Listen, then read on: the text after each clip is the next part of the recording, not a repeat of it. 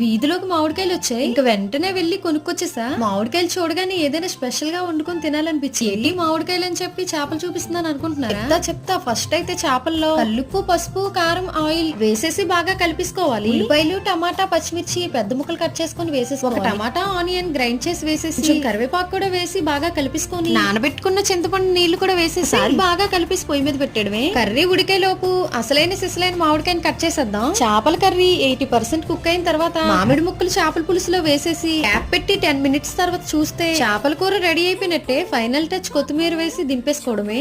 ఈ మామిడి ముక్క చూడండి ఎంత బాగా కుక్ అయిపోయిందో. అబ్బబ్బా, చూస్తుంటేనే తినాలనిపిస్తుంది కదా. మామిడి ముక్క తింటుంటే పుల్ల పుల్లగా భలే ఉంది టేస్ట్. ఈ చేపల పులుసులో పెద్ద పెద్ద ఆనియన్స్, మామిడి ముక్కలు వేయడం చాలా అంటే చాలా టేస్టీగా ఉంది. సూపర్ గా ఉంది. లొట్టలు వేసుకొని మరీ తినేస్తున్నాను. చేపల కూరకి ఆమడ దూరాన్ని ఉంటది మా పొట్టు పాప, కానీ ఈ మామిడి ముక్కలు వేయడం వల్ల ఇంట్రెస్ట్ గా వచ్చి తింటుంది.